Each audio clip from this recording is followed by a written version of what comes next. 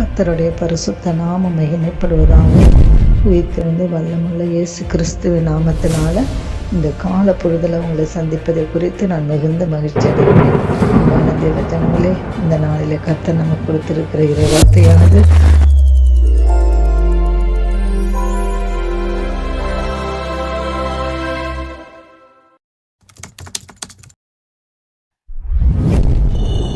நீதிமொழிகளின் புஸ்தகம் 28ஆம் அதிகாரம் 20வது வசனத்தை நம்ம வாசித்து தியானிக்கலாம். உண்மை உள்ள மனுஷன் பரிபூரண ஆசீர்வாதங்களை பெறுவான். ஐஸ்வர்யன் ஆகிறதற்கு தீவிரிக்கிறவனோ ஆக்கினைக்கு தப்பான். தேவ ஜனங்களே, உண்மையுள்ள மனுஷன் பரிபூரண ஆசீர்வாதம். வேதத்தில் பார்க்கிறோம், பரிபூரணம், சம்பூரணம், பூரணம், எத்தனையோ வார்த்தைகள் கொடுக்கப்பட்டிருக்குது. கர்த்தர் ஒரு ஆசீர்வாதம், 2 ஆசீர்வாதம் அல்ல, பரிபூரணமான ஆசீர்வாதங்கள், ரிச்லி பிளஸ்டா. அது எப்படிப்பட்ட ஆசீர்வாதம்னு சொல்ல முடியாது. அவ்வளவு உயர்ந்த உன்னதமான எல்லாவற்றிலும் உயர்வான ஒரு ஆசீர்வாதத்துக்குள்ளே நடத்துகிற ஆண்டவர் நம்மளோடு கூட இருக்கிறார். அவர் என்ன சொல்கிறார்? உண்மை உள்ள மனுஷன் பரிபூரண ஆசீர்வாதங்கள். கர்த்தர் சொல்லுகிறார், நான் உண்மை உள்ளவர்களாக இருக்கிறது போல நீங்களும் உண்மை உள்ளவர்களாக இருங்கள் என்று சொல்லியிருக்கிறார். அவர் உண்மை உள்ளவர்களுக்கு அவர் உண்மை உள்ளவராகவே இருக்கிறார் என்று வேதத்தில் வாசிக்கிறோம்.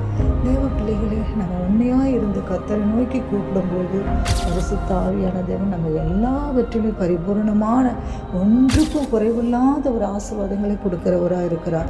உங்களுக்கு சரீர பலவீனத்தில் இருக்கிறதா, இல்லை கஷ்டங்கள் இருக்கிறதா, இல்லை சிறுமை அடைகிறவர்களாக இருக்குது, இல்லை வீடு கட்ட முடியாத பிரச்சனையா, இல்லை திருமண காரியங்களா, இல்லை உங்கள் பதவி காரியங்களா, உங்கள் கல்லூரி காரியங்கள், பரிபூர்ணமான ஆசீர்வாதம். நீங்கள் எதை தொட்டாலும் அது எல்லாவற்றிலும் ஒன்று கூட குறைவில்லாதபடி எல்லாவற்றிலும் பரிபூரணமான ஆசீர்வாதங்களை கொடுக்கிறவர் நம்மளோடு கூட இருக்கிறவர். ஆனால் அவர் நம்மளிடத்தில் என்ன எதிர்பார்க்கிறார் தெரியுங்களா? உண்மை உள்ள வாழ்க்கையை அவர் எதிர்பார்க்கிற தேவனாக இருக்கிறார். அதுதான் பார்க்கிறோம். அது நம்மள்கிட்ட உண்மைங்கிறது மிக மிக அவசியமாக இருக்குது. ஒரு கர்த்தருடைய மனுஷன் உண்மையாக இருக்கிறது. அதே நேரத்தில் ஐஸ்வர்யன் ஆகிறதுக்கு தீவிரிக்கிறவர்களும் ஆக்கினைக்கு தப்பார்கள். நிச்சயமாகவே தேவ பிள்ளைகளே, நம்ம ஆசீர்வாதத்தில் குறைவுப்பட்டவர்களாக இருக்கிறோம். குறுக்கு வழியில் நம்ம ஆசீர்வாதத்தையோ பணம் சம்பாதிக்கிறதுக்கோ குறுக்கு வழியை தேடும்போது தேவ பயத்தை இழந்து நம்ம துணிகரமான காரியங்களில் ஈடுபடும்போது நிச்சயமாகவே ஆக்கினை தீர்ப்பு உண்டு என்பதை நம்ம மறந்து போகக்கூடாது.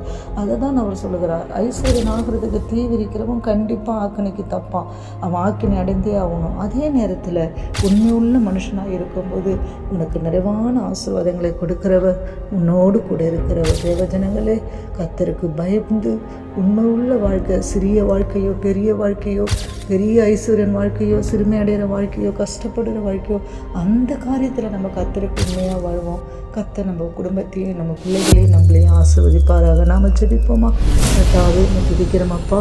இந்த வேலையில் கூட இந்த வசனத்தை நிமித்தமாக கேட்குற ஒவ்வொரு பிள்ளைகளும் உங்களுடைய வாழ்க்கையில் பயபக்தியாய் பரிசுத்தமாய் உண்மை உள்ள வாழ்க்கை வாழ உதவி செய்யுங்க, ஆசீர்வதிங்க. இயேசுவின் நாமத்தில் ஜெபிக்கிறோம் பிதாவே, ஆமென்.